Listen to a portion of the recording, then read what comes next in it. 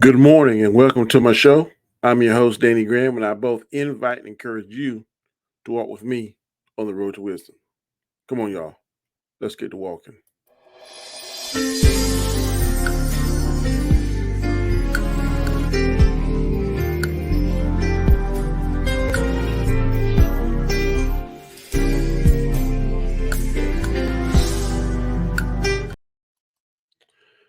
Good morning, good morning, good morning. It is Friday, April the 5th, 2024. I'm your host, Danny Graham, and welcome to another edition of the Road to Wisdom. As I always do, I give you an inspirational song on Fridays. I'm going to give you a few minutes of this individual here. His name is Samar Newsom. The name of the song is I Feel Good. Let's go ahead and get into it. I think you're going to definitely enjoy this song. It's one of my favorites. Blessings on blessings on blessings.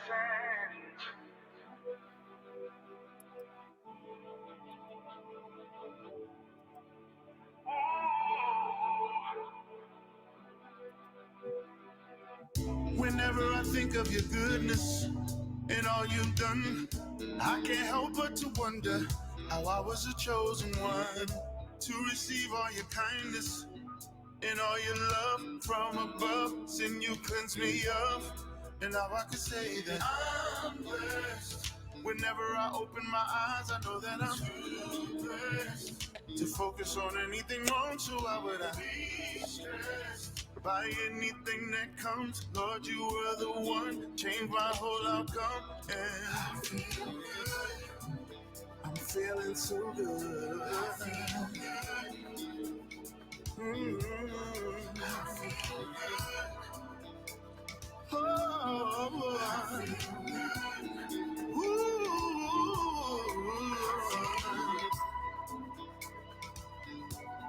I feel good. Looking at all of your blessings, so undeserved. You opened up my eyes way back when my vision was blurred. But now I see so clearly where my help comes from. Lord, you were the one, changed my whole outcome. And now I know whenever I open my eyes, I know that I'm too blessed to focus on anything wrong. So why would I be stressed by anything that comes? Lord, you were the one, change my whole outcome. And looking at all of these blessings and knowing that you will Again, that was from Samar Newsom. He's an artist. I was on YouTube one day and I just found him, and man, that song, it just touched my soul, and I like playing it. So I hope that does the same thing for you. This morning, there's not going to be any kind of definition. There's not going to be any scripture. It's just going to be me talking. This is something that happened this week. I want to speak on it, and and I hope that this resonates with individuals that choose to watch this. Today's topic is going to be grudges and anger will spoil the spirit. Holding grudges and holding anger will spoil your spirit. And basically, I want to tell you a true story about me. As you all know, April of last year, I was saved.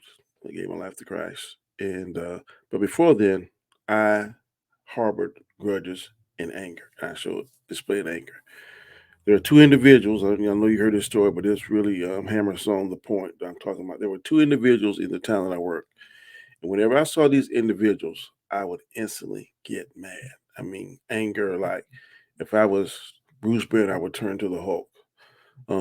But just recently, a friend of mine, we were at a restaurant, and this individual that came in that used to make me mad and that I just had a lot of anger for, he came in and talked to me, asked me about I lost weight and this kind of stuff. I said, yeah. And he said, well, it looks good on you. And I said, well, I want to lose about 20, 30 more pounds. What I love to do. I love to lose about 30 more pounds, to tell you the truth. But anyway, I said, man, guess what? I'm gonna buy you lunch today. He said, nah, you ain't gonna do that. I said, yeah, I feel like I want to do that. So your lunch is on me. Now, prior to April last year, there is no way I would have bought this individual lunch. I don't care if he was starving. If he was on fire and I had a full bladder, I probably wouldn't even urinate on him. I probably wouldn't even make the effort to get water to dash on him because he just pushed my buttons, got on my nerves. Thought he was a butthole and just all kind of stuff. Other individuals, similar. Um, didn't trust him. Just thought he was trying to be all slick and he knew everything about law enforcement and all aspects of it. Always had his nose in grown people business. He was a young child, teenager, but always had his nose in grown people business. That always kind of irked me. You're a child, stay in a child's place. But this individual, it irked me more than anybody else, the second individual. And recently, probably a few months ago, I was at a basketball game and I was working security. And this is after I got saved. And he walked by and I spoke to him and he kind of did a double take because I've told him in the past, look, I don't like you. I've said this. I don't like you. You get on my nerves. I ain't like these other police officers that deal with you. Don't ever say nothing to me. Don't say nothing to me because I don't like you. I don't think you about nothing. I told him things along that line. But like I said, whenever I gave my life to Christ, it took all that anger and all these grudges away from me. And I see individuals now that I know, um, and for whatever reason, they're mad and angry, or one person is mad and angry. And my my advice to individuals that hold grudges and anger that it will kill your spirit, especially um, if it's something that is not being reciprocated or nothing that's being pushed at you or attacked at you, and no one is really doing anything to hurt your person your personal space. In life, there are some people that may do something similar to you or may do something exactly like you.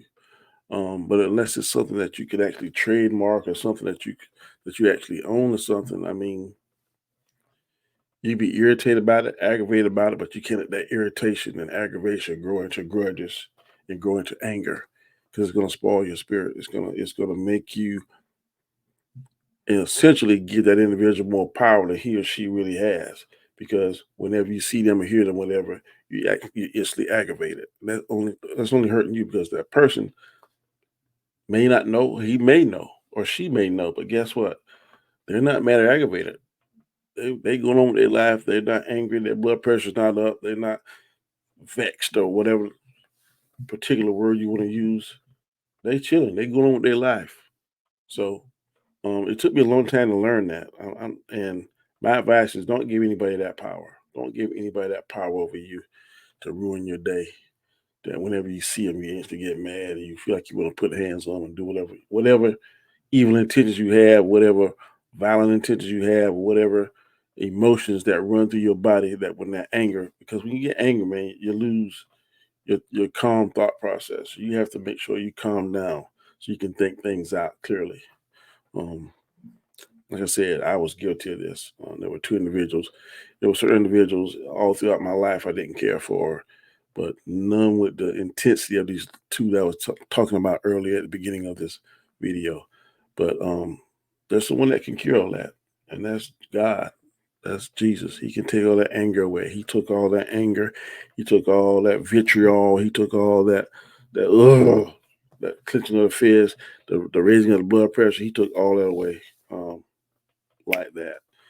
And yeah, I mean, I may not be friends with these individuals. I'm not saying that, but I can talk to them, or I can look at them without getting mad and upset.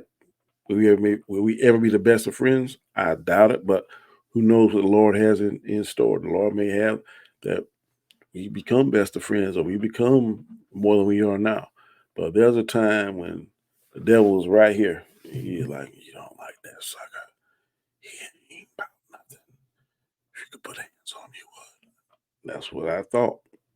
But now, brush him off my shoulder. Hey, how you doing, sir? Here's some lunch. All right. And another guy, how you doing, man? You want something to drink? I buy you some Gatorade out the concession stand or soda or drink, whatever. I mean, that's what God's grace can do. God's grace, God's mercy, God being in your life can take all that anger, can take all those grudges away, because if not, it will definitely spoil your spirit. It will give the enemy the crack he needs to get in there and cause more damage. Because anger leads to saying and doing stupid things sometimes, or things that you can't take back. You just got to be careful, because when you say something in anger, a lot of times it may be truthful. A lot of times they say it. A truth serum is anger, a child, and when you're drinking. Those are three truth serums in life. When a man is angry, he'll tell the truth, or he'll tell his truth or her truth. Or when a man is drunk, he'll tell his truth, or a woman will tell her truth. And a child, they'll tell the truth. You think you ask a child, "Hey, what's going on?" But daddy said such and such, or mama said such and such. Children do it. When we go to crime scene sometime, and there's a child, and hey, what's going on? Well, we saw mommy hit daddy, and look at each other and stuff. They'll do it. They'll tell the truth. They're not coached, and sometimes even if they are coached, when they're by themselves, and you ask them, you send them to the forensic interview, and the forensic interview breaks it down and talks to them. That's professionally trained for that. They will tell. So, children, alcohol, anger are true serums. So just be careful. Just be careful. Um, but a lot of times, as an adult, you have choices. You have the maturity on what you can and can't say, or what you should or should not say. Um, Anger a lot of times knocks that barrier away. It knocks that filter away. Oh, I'm mad, so I'm gonna say I'm gonna get this off my chest. I don't care, blah blah blah blah. Sometimes you need to stop, take a deep breath, and be careful what you say, or what you do, or what you write, or whatever the case may be, because you never know what that could do to somebody. You never know how that could possibly be used against you. I'm just saying, just make sure that you don't let your anger get the best of you. Make sure that a grudge you may have against somebody, you make sure that it's worth your energy and your time. I think if you think it through, you'll find out it's not worth your energy or time. You'll find out that in life, there's enough space for everybody. There's enough space for everybody to do what they need to do. You don't have to cross paths. And then sometimes your paths may cross, but just because your path cross doesn't mean you got to be ugly. Doesn't mean you got to be disrespectful. Doesn't mean you got to be having a chip on your shoulder, whatever the case may be. It just means that, look, hey, okay, not my cup of tea. Um, See you later, and rock with somebody else. I do it all the time. There are plenty of individuals on this platform that I may not necessarily care for, and if I don't care for, I just don't go on their shows. I just don't tune into their content. There are ways that you can get around things, and then sometimes I will tune into their content if it's something interesting, something I want to hear, and just listen. You don't have to type the keyboard and make a comment, or if it's something that they may say have a topic that you're interested in, you listen to it, then you go about your business. Or you may just choose totally, I'm not going to support this person at all. That's fine. That's all fine. That's all well and good. But in this particular platform, there's a time when it'll draw you in. It'll make you want to say stuff sometimes, and then sometimes things are taken out of context. Sometimes you think you're joking with somebody and then they get serious, whatever the case may be. You have to be able to recognize those signs, those red flags. And if it's something that you care about or give a damn about the person, then you there's something called DMs. There's something called, hey, a lot of times you may be able to text them or email them, hey, look, didn't mean to say it. If I say something out of turn, man, I apologize. But I do it all the time. If it's something that I care about, or someone that I care about, or a relationship that I have established and I don't want it to be destroyed, then I'll put out that olive branch. I'll put out that olive branch. I have no problem doing that. But at the same token, I'm not going to let this platform or this thing right here that can be used to stir up anger, stir up gossip, stir up drama. I'm not going to let it control my life. I get on here and do what I'm going to do, say what I'm going to say. Mainly, what I'm doing, trying to do now is try to reach individuals and touch them, and let them have a relationship, or invite them, or show them a relationship that you can have with God. I now have a relationship with God, and it has benefited my life in so many ways. My pastor, and I told my daughter this just recently. My pastor said in the church that he challenges anyone to pay their tithes like they're supposed to, and give from a place that that God leads you to give. And that if you do that for 6 months, if you don't see a significant blessing or change in your life for the better, that he and his wife would refund the total amount of tithes that you paid for 6 months. Well, before I got saved, I couldn't tell you the last time I paid tithes in church or paid any money in church. I just didn't do it. Was worrying about myself, worrying about my bank account, worrying about things that I wanted. But now, whenever I go to church, I make sure I pay what I think, the 10%, and what the Lord lays on my heart, and I can see it significant. I can see blessings. I can see changes in my life for the better, and I believe in that. Now, you don't have to believe in that. Um, some people don't choose to believe in that. Some people don't choose to believe in God. Um, that's your right. God gave us all free will. I hope that something that I say will resonate with you and point you in that direction and make you curious about God and make you discover and have a relationship with God, because it is an awesome relationship. Some people have told me in the past, well, I don't know how to pray. I don't know how to ask God for this. You talk to God the same way I'm talking to you right now. Dear God, before every show I pray, Lord, please let the show be a good show. Lord, please let me be able to enunciate and pronounce these words correctly. Please let me speak in a tone that people can understand. And Lord, I'm asking you, Lord, for your continued mercy, strength, love, and grace. Lord, I'm asking you for wisdom, knowledge, and understanding. And Lord, I'm asking you to bridle my tongue in the times that it should be bridled. I'm asking you to make me slow to anger. Lord, I'm asking you to be a better version of Danny than I was yesterday. And tomorrow, I want to be even better version of Danny than I was today. Something simple like that. That's the first step. There's a song, if you take one step, he'll take two. If you take one step towards God, God will take two steps towards you. So please make that step. Please take that step. It's an awesome step. Don't be afraid. There's nothing to be afraid about.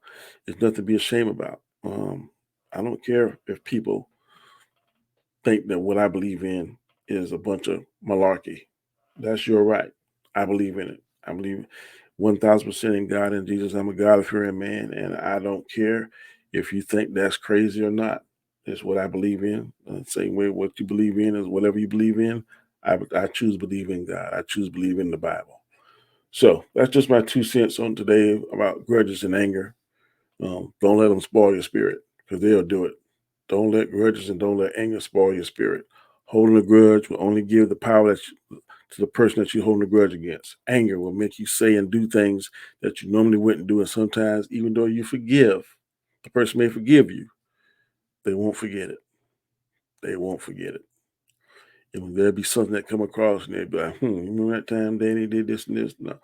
Yeah, it still may be cool, but they're still going to remember. There's going to be times when you were wrong. That something, a song, a situation, a person, a quote, a word is going to make you think about that situation that you was wrong. You don't even want. I don't want to give. I don't even want to give somebody that kind of negative feeling about me, even though they may have said they forgiven me and they have forgiven me. It's hard to forget some things. Sometimes in life you're going to remember that time you were done wrong. And I don't even want to give that person that thought in their mind to have against me. So only you can control what you say. Only you can control what you say. There's a quote in the Bible and there's a scripture in the Bible. There's life and death in the tongue. That is so true. Your tongue can give life, and it can cut like a knife, or it can lift somebody up.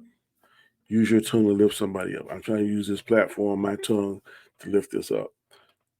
Before I get out of here, I want to put this thought in your mind. Before Jesus was crucified, he had a Last Supper with his 12 disciples. During that Last Supper, he washed his disciples' feet. Two of his disciples, he knew one was going to betray him and one was going to deny him, but he still loved them. He still forgave them.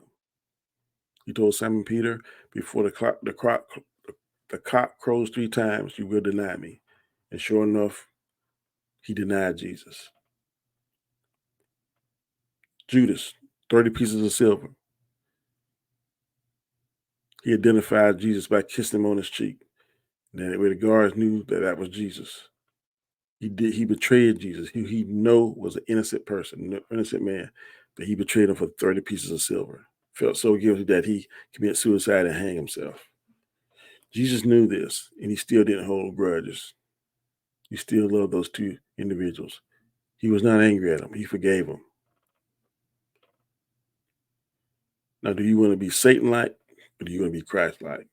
Do you want to hold a grudge and that anger and that spoil your spirit, or do you want to be like Jesus and still forgive individuals, still love individuals, even though you know they may have done you wrong? Is it hard to do?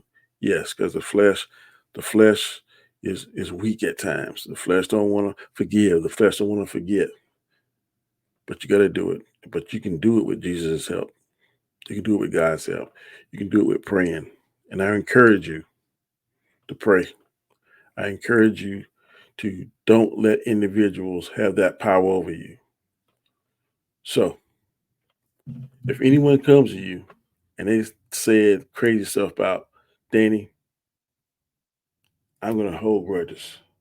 I'm going to hold anger. I'm going to do all that stuff that book that you call the Bible says I'm not supposed to do because I don't believe in that. Then you just tell them this.